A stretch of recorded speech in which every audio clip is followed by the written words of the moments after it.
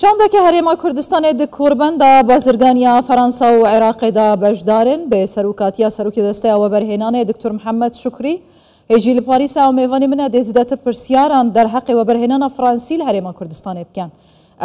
هجي محمد شكري تو بخيراتي كردستان 24 ماندينه بن گرنگيا و كوربان د عبوري فرنسي عراقي و بجداريا شاندك هريما كردستان بسروكاتيا جناب هوا چه گرنگیا ودید سلاوريز إيمان خان سلاوريز بو بنران تان طبعا كوربان دا آبوری فرنسي عراقي كهريم كردستان تدا بجدار بشانده که هم حكومي همش بازرگاني و برهنران بحر ما كردستان زور گرنگه چونك لير الكوربان دي افرو يعني سبيدي هطا ايواري هم كوبونويت حكومت بو حكومت كوبونويت كومبانيا بو كومبانيا كوبونويت حكومت بو كومبانيا همي درفتت وبرهنان بوتنشال وبرهنان وشوركرنا بازرگاني الهريما كردستان ما ادقال كومبانيات بازرگاني ادقال حكومت فرنسا ما يتبحث كري وطبعا كوربان دي بشكل بو هريما كردستان گرنگه بو اوي بو هندكو بشين زياتر هريما كردستان و بوتنشال هريما كردستان بخلقي بناسينينو بيجينا خلقي هريما كردستان كهريما كردستان جياوازه لزور نبشديكات عراقي بو برهنان وكاري بازرگاني وطبعا كومبانيات فرنسي اشنايا كباشتر ياي قال هريما كردستان چكا بيشتر كاري بازرگاني كاري وبرهنان لهريما كردستان يهات يكرن طبعا بسالك ده ام دو كورباندت ابوريد قال فرنسيات كاين كوربان دي كي هريما كردستان وفرنسا بتني بو قال جوري بازرگاني پیشاسازی در و یا فرانسا کمی دیف بیجنه و افسالش يعني او 2024 و افسال قال بزنس فرانس که او تایبته به پیشاسازی بچیکو ممنوان یا فرانسی در و فرانسا و هر دو کوربان به هرما کردستان زور گرنگن که هم کمپانیات مازن هم کمپانیات ممنوعان دو بچیکت فرانسی درگاهی بو بکن بین هرما کردستان و برهنان بکن. بله دكتور محمد شكري وزير بازرگانيا فرنسا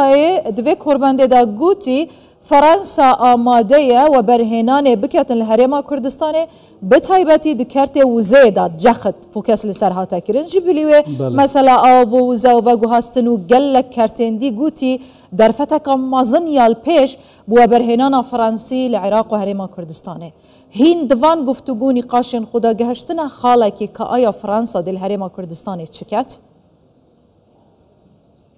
طبعا درفت الزور بكمبانيات فرنسي الهريما كردستان هاي اكل درفت الكرتي وزا مجال نفط وغاز مجال كزوري هاي چونك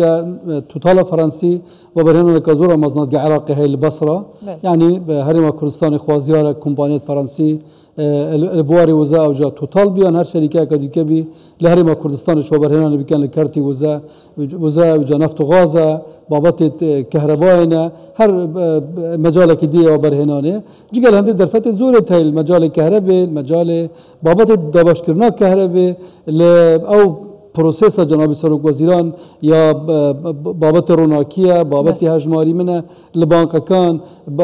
پروژه کشتوکالیه کنوکه پروژه که مزن کشتوکالی فرانسا لهولیره دست بگیری ان شاء الله بمدت که زور نزدیک ده تفکرن و ده برهمی کفن بازاری جگل هندی کرتی پیش سازی ل بابت پتروکیمیاوی درست کردن نوچت پیش سازی زور بابت تا حتی بابت تندرستی و پرورده و فیر کردن و ادگال کمپانیات فرانسی افرو هم لوزارت بازرگانی همیش لناف بارگاه کنفرانسی هات نبحث کردن که او در فتنه دشین کمپانیات فرانسی بو مستقبل بین و برهنان الهريما كردستاني بكن. هجي محمد شكري جناب هوا بحث دروست كرنا 16 نافچين پیشا سازیت کت الهريما كردستاني كيفنا هوا دز بجبجه كرنا كريا آيا رول فرنسا جبجه كرنا وان نافچين پیشا سازی دا چیه؟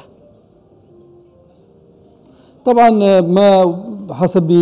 بلان وبرنامج حكومتي وبريارة جناب سروك وزيران 16 منطقة پیش سازی الهريما كردستان دهنا درست كرن لزاخو طبعا يهات دست بكرن لدوكي يك يهات دست بكرن لسليماني يك يهات دست بكرن لهوليري دو دهنا درست كرن لقرميان لهلبجة لسوران لآخري لبردراش و لزاخ و دیسان اگادی که طبعا همو تکرار 16 نوچت پیش اسازینه ما دعوال کمپانیات فرانسی کرد دشن وکو دیولوپر یان دشن وکو دروسکر بو دروسکرنا کارگاه تایبت بجداریه بکن لناف و منطقه صناعی که انشاءالله ده تکمیلا برنامه وان هیتا کرن ده رنمایت تایبت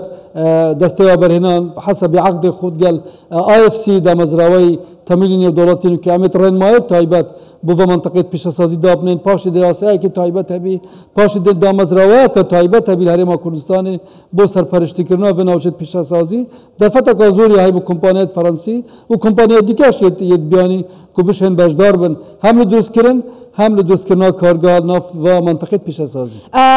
هجای دکتر محمد شکری هندک دست راشد هاین دخوازن و برهنان الکردستان پیشچاو و برهنرین بیانی راج بکن برنگ که دی وی سکتوری نشانی در و نافخو لسراست عراق جیبدن پیام هوا بوان چیب کرتی طبعا هرما كردستان يعني خلقه كي نظام نه تراش كرن لبر چاوت و برهنه يعني خلق چونکه دیاره وقت خلق سردان هرما كردستان و سردان دوربر كردستان و چه دولتن چه ناو چنه اتكات زانيتن فرق او تسهيلات هرما كردستان بو برهنان اتكات ياسايا او برهنان او تسهيلات نكال حكومه هرما كردستان بو برهنان اتكات ابر الكوربند او جوازي التسهيلات بين كردستان و ناوچه ديكات علاقه تنكرن زور فرقه او امكن او حكومه هرم يعني او حكومه عراق ونوچه ديكات علاقه تنكرن لما هرم كردستان موقعه جغرافي بوتنشال بو برهنان بو بازرگاني در فتت او آراسته حکومت هرم کردستان رؤیا جناب سروک وزیران زور رونه که پروژه دهاتو ده پروژه مازن استراتژی بن ده لهمی سکترت آبوری بن ابتایبتی لسکتر کشتوکار لسکتر پیشسازی لسکتر گشتگذار لجرخان آبوری لگرینگیدان سکتر تندرستی پرورده و فیر کردن و هر با سیستم بانکی در فتح زورت باشو گنجاون با برهنه بیانی که بین لهرم کردستان کار بکن طبعا هرم کردستان نوکه يعني دستای برهنان فرمانگیت حکومت هرم کردستان لچند مانگی چوی صدان و برهنه بیانی سردان هرم کردستان یا کریو کوب و نوی تبوی شول فعلی هرم کردستان یا تکرن کردنوا معمله چمنتوی الهولی تقال صينيا بابشت تقال كومبانيا كمازنيا صينيا تدرس كرن ودست بكرنا وبرهننا كني هم ديستان لكردستان تقال كومبانيا بياني كإن شاء الله بمدة كزور نزيك ديت إعلان كرن نشانه هندية ك هرم كردستان يعني رولك جرينج هاي المنطقة و نوچه كزورا گنجاب وبرهنة بياني خلق كيش هرچی بيجي يعني راست رنگه هندک کاریگری کر بیت سر هندک مجالات ولام شکلی که گشتی صورت هرم کردستان لناف دنیا زوره باشه علاقات فراوان جناب سروک وزیران و جناب سروک بارزانی و جناب سروک هرم لدنیا دا تأثیر که زوره ایجابیا کری سر هنده که نوبانگ هرم کردستان نوبانگی که باشه ابتایبتی باری بازرگانی باری برهنان. دکتر محمد شکری وزیر بازرگانی فرانسه بحثا چاکسازیان دکرتی و برهنان کر لعراق و هرم کردستان جی پرسی کاچاهاتیه کرن. دقال جناب هواجي أبراويجا بوارم هاتيا كرن مثلا كردستان شوا دشيتن سودة جياسة ونوعياتها قريبستين فرنسي لكردستان ببينيتن قالك جرى جناب هوا خلتنا بن بحثا قهرتنا ياسا وبرهنان كريا الهريما كردستان إن شوا دكارن سود جفرانسا وأزمونوان أبرما تقال فرنسيا لكوبناغ تايبات قال وزارة بازرگاني وقال سفارته وان لبغداد وقنصليته وان لهوليري ما بحثين ذكر كياسا برهنان يعني باكيجا كتواوا ياسا برهنان وكا يتيتا مناقشه كرن بين دستا برهنان وبنكي وورد بنكي دولتي واي اف سي ما وكو دستا برهنان عقد قال هي قال همي مؤسسات الحكومه هرم كردستان گفتگواتي تكرن اوت معني بدون مولاتك برهنان بوند درافت زور باشه وياسا برهنان بو چند مانگ دهاتی بیت حاضر کرد ان شاء الله دگل دست بکرنا پارلمانی او درافتانی پیشکش انجمن وزیران کن انجمن وزیران موافقه سب که بدین پارلمانی تاکو ام بشین یعنی پلانی کن و او تسهیلات مدوین و جواز بن گل دور بری کردستانی بین جبهه کردن یاسای دو هم تسهیلات زیاتر هم روتینا که زور کمتر و همیش او تعلیمات زور 2006 حتی 2005 هاتینا درست کردن لوزارات اولانت پیونددار که به شکل وان رگیریال پروسه برهنانه کری ببند ناف درافت یاسای نیو برهنانه و پاکیج تواو یعنی اشتکی پاکیج که